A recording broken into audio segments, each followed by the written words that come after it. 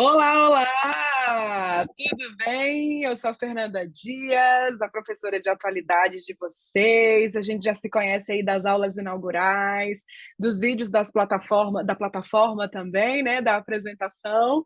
Estou aqui um pouquinho diferente, mas vamos que vamos, porque a gente tem muito assunto para tratar nessa matéria de atualidades. Vai ser bem legal. Vamos falar de alguns assuntos bem atuais, assuntos que a gente acabou vendo em discussões nas redes sociais, assuntos que tiveram muito destaque na mídia também, acontecimentos recentes, tanto de 2024 como de 2023, porque, para quem não sabe, a prova do Enem, quando você fala principalmente de atualidades, ela vai pegar ali basicamente as atualidades que aconteceram depois de julho de 2023 até mais ou menos junho, julho de 2024. É nesse período de mais ou menos um ano que a gente trabalha. Algumas coisas que aconteceram, por exemplo, depois de julho de 2024, isso não tem como cair na prova desse ano, ela pode acabar aparecendo a partir do ano que vem, porque a prova, geralmente em junho, julho, ela já vai estar pronta. Então, nós temos muitos assuntos, serão 8 aulas muito interessantes, são aulas que não são tão pesadas, aulas que não são chatas, digamos assim, de assistir, porque a gente vai falar sobre temas que vocês acabaram vendo, por exemplo, em discussão. Estou aqui preparando a transmissão da tela, para a gente ir para o material da nossa primeira aula. Está aqui transmitindo direitinho. Quando eu começo a transmissão, vocês vão ver que eu fico aqui num quadradinho no cantinho, e tem uma outra telinha também, fica um pouquinho bagunçado, mas não tem problema. O importante é vocês estarem me ouvindo bem, acompanhando o material, que eu vou fazendo a apresentação aqui na tela. E para a nossa primeira aula, a gente tem alguns assuntos muito importantes que a banca pode abordar. A gente vai começar falando sobre enchentes, depois a gente vai dar uma passada em mudanças climáticas, depois a gente vai falar de aquecimento global e depois a gente vai falar sobre transição energética. Mas a primeira coisa que eu gostaria de falar com vocês aqui na nossa aula é o seguinte: como que cai atualidades no Enem? Isso é uma dúvida muito comum, porque se você for parar para pensar, você não tem uma matéria de atualidades lá no Enem. Você tem ciências da natureza, você tem ciências humanas, tem linguagens, tem a redação, enfim, mas você não tem atualidades. Então tem muita gente que se pergunta como que cai atualidades no Enem? Por que eu preciso estudar esses fatos que aconteceram no ano, enfim? Porque a atualidade, gente, cai a prova na prova inteira. Cai basicamente em linguagens, ou seja, em língua portuguesa você pode ter questões que vão te pedir para fazer uma interpretação, não apenas uma análise gramatical, mas também tem textos para você fazer uma interpretação, e pode ser que tenha algum tema atual. Temos as ciências humanas, e aqui cai muito, principalmente em sociologia, em filosofia também, você pode ver em geografia na parte de geopolítica, e, obviamente, na redação. A gente estuda atualidades também pensando na redação, porque a redação é extremamente importante, todo mundo sabe, é uma competência importantíssima, vale 1.000 pontos, você tem que tirar pelo menos acima de 500 pontos para você conseguir ter uma média ali competitiva para aplicar para o curso que você deseja. E dentro da redação, o que é interessante a gente falar por aqui? A redação, basicamente, todos os anos, ela vai ter 3 eixos temáticos para você focar, para você estudar, que são esses 3 eixos que geralmente a banca cobra. Você pode ter um tema sobre meio ambiente, ou um tema relacionado à coletividade, ou um tema relacionado a grupos específicos. Então, meio ambiente, como por exemplo o tema da nossa aula de hoje, pode cair sobre enchente, pode falar sobre aquecimento global, transição energética, mudanças climáticas, entre outras coisas. Se você tiver um tema que cobre sobre coletividade, aqui você pode falar sobre o comportamento, questões comportamentais na sociedade, coletividade, ou seja, aquilo que envolve os indivíduos enquanto seres sociais, aquilo que envolve nossos comportamentos na sociedade. E você também pode ter um tema que pode cobrar sobre grupos específicos. Grupos específicos, aqui a gente está falando sobre grupos que são considerados as minorias, aqui entre aspas, ou seja, a gente pode falar sobre LGBTQIAPN+, a gente pode falar sobre as questões relacionadas às mulheres, como foi o tema do ano passado, entre outros grupos. Então, o que o Enem gosta de trabalhar na redação são basicamente temas que entram dentro desses 3 eixos de meio ambiente, coletividade, grupos específicos. Tanto é que por isso que vocês vão ver que nas nossas aulas de atualidades, a gente estuda bastante em cima dessas 3 possibilidades aqui. Para começar a nossa aula, como eu disse, que hoje é de enchentes, mudanças climáticas, aquecimento global e transição energética, a gente vai começar falando de quê? De enchente. E aqui eu trouxe um conceito básico de enchente para a gente começar a pensar nesse assunto. O conceito de enchente, como vocês estão vendo aí no material, é um fenômeno natural causado por chuvas ou intervenções humanas no meio ambiente. Ou seja, tecnicamente, refere-se à elevação do nível da água em um canal de drenagem até a sua cota máxima. Geralmente, as enchentes acontecem por conta do transbordamento de um rio, um córrego, enfim. O que é importante a gente pensar sobre enchente para o Enem? A enchente, ela tem uma ocorrência natural, por conta de uma alta na pluviosidade. E eu quero que vocês comecem a prestar atenção nesses termos. O Enem, por exemplo, vai te cobrar alta na pluviosidade, desastres hidrológicos, são termos mais técnicos, termos que são um pouquinho mais rebuscados, mas vocês não precisam se preocupar, porque, por exemplo, alta da pluviosidade nada mais é do que o aumento da chuva. Pluviosidade, sinônimo de chuva, de água. Desastres hidrológicos, por exemplo, a gente está falando de desastres que são causados por conta de quê? De água, alta da água, enchente, enfim. Então a gente vai trabalhar com essas temáticas para que vocês já comecem a se acostumar com a linguagem que vocês vão ver na prova. E o que a gente está falando aqui sobre enchente? É uma ocorrência natural por conta de uma alta na pluviosidade, ou seja, por conta de uma alta demanda de chuva.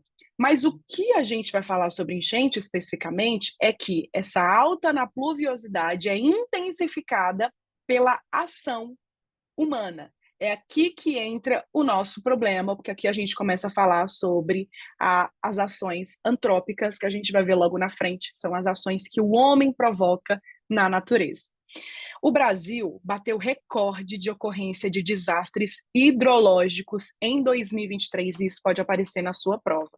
Como eu disse, desastres hidrológicos são aqueles que são provocados por água, ou seja, enchente, por exemplo, é um desastre hidrológico. Nós temos também desastres geológicos, que são aqueles provocados geralmente por conta de deslizamento de terra. Então, vocês vão saber diferenciar esses 2 termos. Nesse ano, a gente teve de desastre geológico o deslizamento de terra em São Sebastião, em São Paulo, aconteceu em fevereiro de 2024, resultou em 64 mortes, foi uma tragédia. A gente teve a enxurrada do Vale do Taquari, um exemplo de desastre hidrológico, e, obviamente, a gente teve o desastre que foi a enchente do Rio Grande do Sul, e aqui eu já vou passando no nosso material.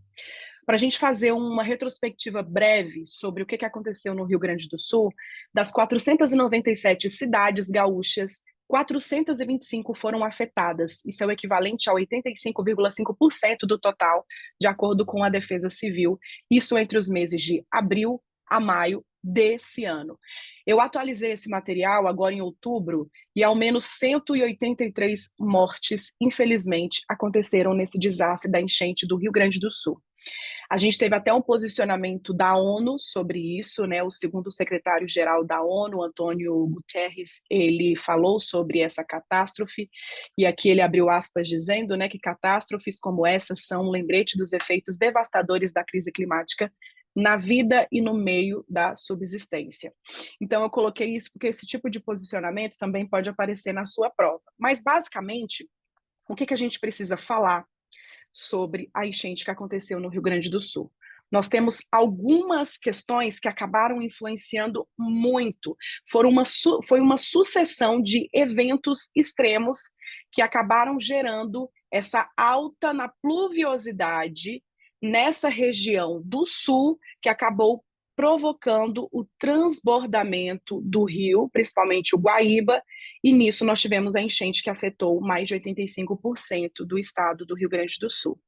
O que a gente precisa, do estado não, né, daquela região, o que a gente precisa pensar aqui sucessão de fatores. Uma onda de calor extrema, estiagem, seca na Amazônia, mais uma massa de ar quente do Sudeste que acabou bloqueando a chegada dessa chuva ali na região Sudeste, fez com que houvesse uma concentração no Rio Grande do Sul.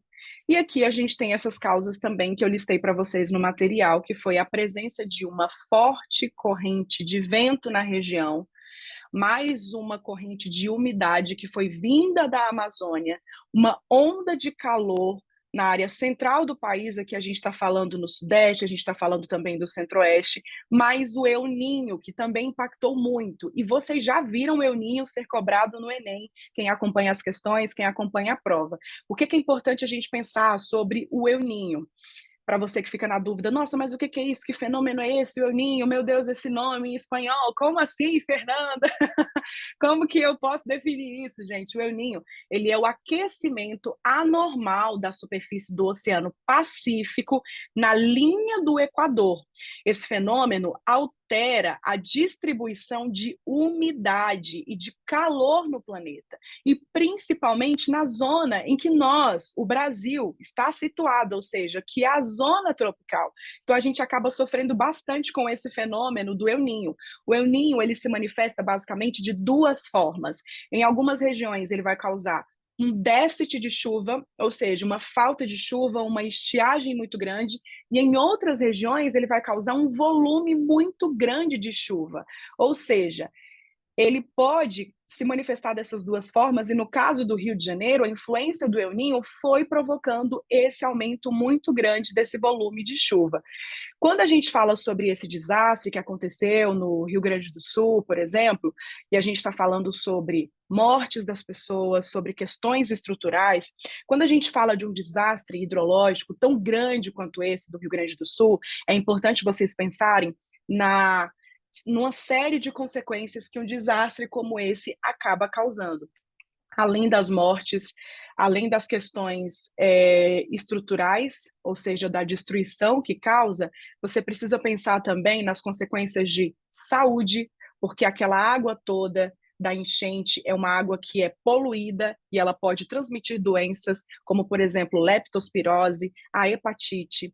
A gente pode ter também as doenças mentais, quando você tem um desastre como esse, as pessoas ficam altamente afetadas, as pessoas tendem a desenvolver síndrome do pânico, ansiedade, até porque a gente está falando de um desastre que ocasiona mortes, que ocasiona as pessoas a saírem das suas casas, terem casas destruídas, terem que começar uma vida do zero. Então a gente tem também que pensar nessa questão das doenças mentais quando você tem esse tipo de desastre. Você tem a questão da educação também, que é afetada, porque você tem uma interrupção no desenvolvimento escolar, porque as pessoas ficam desabrigadas, e além de desabrigadas, as pessoas ficam numa condição psicológica em que elas não conseguem estudar por um tempo. Aqui eu estou falando das crianças, por exemplo, dos jovens como vocês, só vocês pensarem na situação do Rio Grande do Sul, o quanto que eles foram afetados nesse ano escolar, por exemplo, em relação a essa enchente, quando eles tiveram que sair de casa, perderam tudo. Então a gente tem essa consequência muito forte também, que já é um problema que a gente já vinha enfrentando desde o pós-Covid, fora as questões estruturais e de economia por conta da interrupção de serviços. Então, do Rio Grande do Sul, o que pode aparecer na sua prova são principalmente essas questões que a gente abordou aqui, das causas que a gente falou aqui do El Ninho, dessa presença de uma forte corrente de vento na região, dessa massa de ar quente, né, do Sudeste que acabou bloqueando esse caminho natural da chuva até o Sudeste, ou seja, ela se concentrou na região sul do país, e a gente pode ter principalmente essas questões sociais que eu abordei aqui, das consequências, que aí vocês podem abordar sobre saúde no geral, com transmissão de doença, saúde mental, a gente pode falar sobre interrupção da educação, do desenvolvimento escolar, a infraestrutura, a economia, entre outros fatores. Agora a gente vai para o nosso segundo tema aqui da nossa aula, e eu quis dividir essa aula falando justamente sobre enchente, depois puxar sobre mudanças climáticas, porque são assuntos que vão conversando entre si. E aí, entre mudanças climáticas aqui no tema, você pode pensar o seguinte: caramba, o que pode cair, Fernanda? Mudanças climáticas, a banca pode cobrar tanta coisa, né? Mudanças climáticas é um assunto assim que todo ano aparece no Enem, porque infelizmente todos os anos a gente tem recordes negativos. E aí você pensa o seguinte: como que a banca pode me cobrar esse conteúdo? E eu vou explicar para você. A banca vai te cobrar mudanças climáticas a partir da perspectiva das mudanças antrópicas. Mudanças antrópicas. Não precisa se assustar com o termo, até porque eu já expliquei para vocês que aqui eu vou falar alguns termos técnicos e vou traduzindo, digamos assim, para vocês, porque são os termos que você, perdão, que vocês vão encontrar na prova, né? O Enem, ele tem uma linguagem que não é uma linguagem tão simples assim. Então, a gente tem ali os termos técnicos, mas a gente vai ensinando para vocês não serem pegos de surpresa. Quando a gente fala de mudança climática e a gente está falando sobre mudanças antrópicas, a gente está falando das ações que são causadas pelo homem, ou seja, as ações antrópicas são aquelas ações que o homem provoca na natureza. Nós temos ações que são positivas e ações que são negativas. É óbvio que quando a gente fala de mudança climática, a maioria, quase que 100%, quase que a totalidade ali da banca, ela vai cobrar para você as mudanças negativas, ou seja, as consequências dessas mudanças, dessas ações antrópicas. Aí, dessas consequências negativas, a gente está falando das ações antrópicas, ou seja, ações provocadas pelo homem, como desmatamento, poluição de rio, uso indevido de água, uso indevido de energia. A gente vai falar sobre a utilização de combustíveis de origem fóssil, entre outras coisas. Aqui eu preparei um quadro bem interessante que vocês podem depois estudar melhor, porque esse material vai ser disponibilizado para vocês. E aqui tem uma diferença bem interessante nessa tabela entre causas naturais e causas antrópicas. Aqui vocês podem ver que em causas naturais, eu vou dar até uma ampliadinha na tela, para ficar um pouquinho maior, vocês vão acompanhando comigo, que nós temos, por exemplo, uma incidência solar. A radiação solar que chega até a superfície pode variar, podendo ser mais elevada ou reduzida em alguns períodos. Basicamente, o que é isso? Incidência solar. A gente está falando sobre o Sol e sobre a temperatura, que naturalmente ele pode ser um pouco mais forte em alguma época e um pouco mais fraco em outra época. Isso é uma causa natural. Quando você está falando sobre uma causa antrópica, fiz até um joinha aí para vocês, né? Quando a gente está falando de uma causa antrópica, a gente está falando sobre, por exemplo, a queima de combustíveis fósseis, que emite na atmosfera gases do efeito estufa. Aqui do outro lado, a gente vai ter, por exemplo, a órbita da Terra, e aqui do lado de causas antrópicas, a gente vai ter, por exemplo, o aumento do desmatamento, ou seja, a retirada da cobertura vegetal. O El Niño, ou a Laninha, que a gente já viu aqui anteriormente, são fenômenos que causam alterações na temperatura média das águas do Pacífico, modificando as condições climáticas das áreas em que eles atuam. O que a gente pode associar em mudanças antrópicas provocadas pelo homem? A emissão de gases poluentes à atmosfera por indústrias e automóveis, ou seja, tudo isso, como por exemplo a queima de combustíveis fósseis, que emite na atmosfera os gases do efeito estufa, acaba intensificando esses fenômenos como o El Niño e a Laninha. Então, aqui nesse quadro, vocês conseguem ter alguns exemplos de algumas mudanças antrópicas que podem aparecer na sua prova. Então, o que a gente tem que pensar também nas consequências? O aumento do nível do mar, em virtude do derretimento das geleiras. A gente tem essa consequência em relação a mudanças climáticas, o aumento das temperaturas também. Tudo isso afeta muito a agricultura, isso afeta muito a questão, interfere demais na questão das queimadas, ou seja, aumenta os focos de incêndio.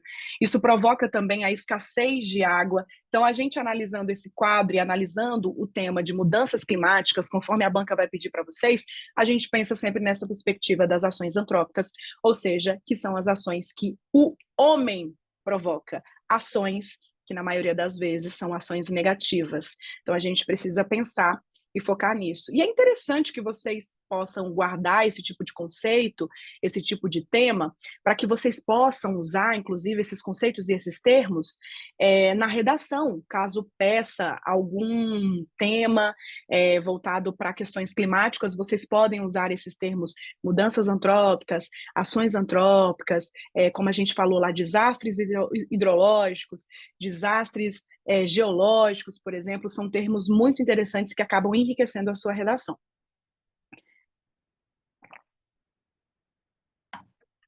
A gente segue na nossa aula para falar agora sobre aquecimento global, que também é um outro tema muito, muito, muito queridinho, assim como mudanças climáticas, né? Principalmente porque todos os anos, infelizmente, a gente tem tido notícias que não são nem um pouco positivas acerca de aquecimento global e de mudanças climáticas, então todos os anos a gente vê a banca abordando isso. É óbvio que a banca não vai ficar te cobrando conceitos tão básicos assim. A banca vai sempre te cobrar esses termos que são um pouco mais técnicos e ela vai te fazer pensar também a partir de dados atuais. Por isso que, se vocês observarem aqui no nosso material sobre aquecimento global, eu coloquei alguns gráficos para a gente analisar, porque eu quero focar com vocês, dentro de aquecimento global, principalmente sobre alguns números atuais que a banca pode cobrar, e para quem já deu uma olhadinha na prova do Enem, para quem já fez alguma questão do Enem, para quem está estudando, para quem está revisando, vocês sabem que se tem uma coisa que o Enem gosta, é disso aqui, né? É de gráfico, colocar vocês para fazer análise e depois vai cobrar o resultado ali numa questão. Então, a gente vai trabalhar bastante isso aqui no nosso material. A gente vai ter uma aula, por exemplo, de dengue, que eu também vou colocar vários gráficos, várias imagens, sempre pensando em deixar o material de vocês cada vez mais rico e cada vez mais próximo daquilo que a banca pode cobrar de vocês. Por isso que a gente tem uma análise bem estratégica, né, dos temas. Então, para a gente começar o nosso tema aqui de aquecimento global, eu trouxe um gráfico bem interessante, e aí vocês podem até ampliar, lembrando que esse material vai estar com vocês. Esse gráfico é bem recente, ele é do ano passado, e ele exemplifica o que os estudiosos dessa parte climática estão chamando de oceano febril, ou seja, entre 2023 e 2024, a gente teve um aumento na temperatura do oceano. A linha laranja, se vocês pegarem para olhar aqui a legenda, a linha laranja, ela é a linha equivalente ao ano de 2023. Essa linha um pouquinho mais escura, ela é equivalente a 2024, ela está incompleta por quê? Porque esse gráfico foi feito mais ou menos até junho, e é mais ou menos até o período que a banca pode cobrar de vocês, e aí vocês vão vendo aqui os tracinhos, eles equivalem a cada ano. A gente vai analisar principalmente esse de 2024, que é essa linha um pouco mais escura, que para mais ou menos aqui em junho, e a linha laranja, que é a linha equivalente a 2023. Quando a gente está analisando esse gráfico, a gente consegue chegar à conclusão que a temperatura do oceano, ela acabou aumentando consideravelmente aqui em 2023. E se a gente for parar para observar, de 20,8 graus, a gente tem aqui em 2024, a gente chega a 21,2 graus. Isso em um ano de aumento. Em um ano, só para vocês terem uma ideia, de 20,8 graus, nós aumentamos para 21,2 graus.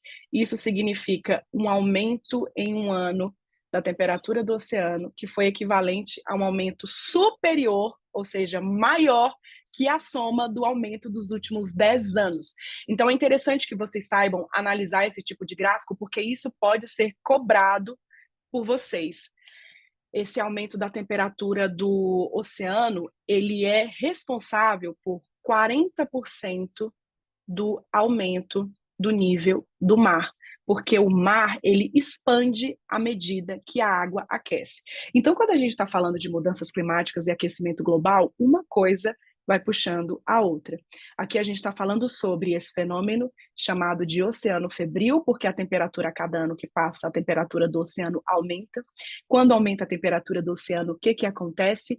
O aumento do nível do mar, porque à medida que o oceano aquece, essa água se expande, e mais ou menos entre 25 e 30% dos gases que são emitidos e causam o efeito estufa, ou seja, os gases que são emitidos quando você tem a queima de combustíveis fósseis, esses gases são absorvidos pelo oceano.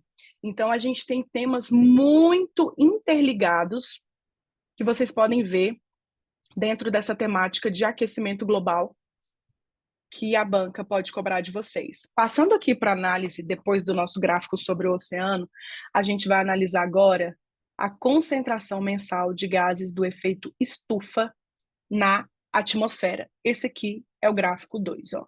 A gente começa em períodos de tempos diferentes. Quando a gente olha aqui, ó, essa linha vermelha, a gente começa de uma análise mais ou menos de 1955 até tem uma perspectiva aqui de 2025, mas o que eu quero que a gente analise é basicamente um pouco antes de 2025, quando vocês estiverem com o material, que a gente analisa 2023 e a gente também analisa 2024. Esse que é o nosso gráfico 2. A gente fala da queima de combustíveis fósseis, que basicamente, durante a queima, nós temos a liberação do CO2, que é o dióxido de carbono. Então, a gente tem essa liberação na atmosfera. E o CO2, ele é o principal gás que causa o efeito estufa. A gente até tem outros, como o metano e o óxido nitroso também, como vocês estão vendo aí na imagem, né, que é o CH4, o N2, que é o óxido nitroso, mas o que é liberado em uma alta quantidade é o CO2. Então, geralmente, quando vocês estão até analisando a prova, e quando a gente está estudando sobre aquecimento global, a gente vê muito sobre o CO2. Então, quando a gente para analisar esse gráfico 2, a gente consegue observar que de 1955 até esse período que tem um prospecto aqui de 2025, mas que a gente vai analisar um pouquinho antes, em 2023 e em 2024, a gente teve a linha crescendo cada vez mais, exponencialmente, ou seja, nessa concentração mensal de gases do efeito estufa, essa liberação na atmosfera. Então, a gente teve um crescimento muito, muito, muito grande a cada ano que passa com a alta da industrialização, a queima de combustíveis fósseis, ou seja, foi subindo, subindo, subindo, subindo, subindo, subindo, e o gráfico mostra para você que a tendência é subir cada vez mais. A gente tem uma taxa recorde nesse gráfico. A gente vai analisar agora o nosso último gráfico dentro desse tema de aquecimento global. E dentro desse gráfico 3, a gente vai pensar o seguinte, né? 2023 foi um ano recorde em relação a questões climáticas, né? Principalmente em relação à temperatura.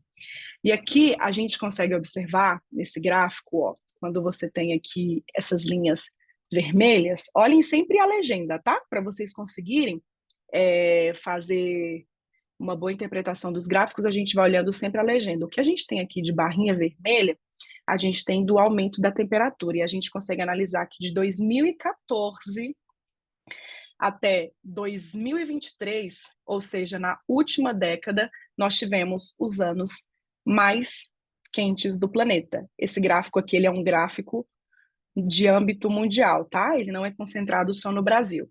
A gente está falando sobre esse estudo dos últimos 10 anos mais quentes da história, apenas em uma década, a gente puxando de 2014 para 2023. A gente teve essa alta na temperatura a partir de 1978 e a gente começa a ter esse aumento. Se vocês forem parar para ver aqui, ó, mais ou menos em 78, a gente tem uma barrinha um pouco maior e a gente começa a analisar até 2023, que é esse estudo, e ele não para de subir. E esse foi um estudo muito legal que foi realizado dessa última década, os 10 anos mais quentes. Quando a gente fala de temperatura global também, gente, a temperatura média global dos últimos 12 meses, aqui considerando de junho a maio de 2024, ela subiu 0,75 graus. E é uma média que está acima de 2020. E aí a gente precisa pensar o seguinte, que o aumento da queima de combustíveis fósseis, o abuso dos recursos naturais, a hiperindustrialização, tudo isso causa o estado que a gente tem hoje, que a ciência chama de emergência climática.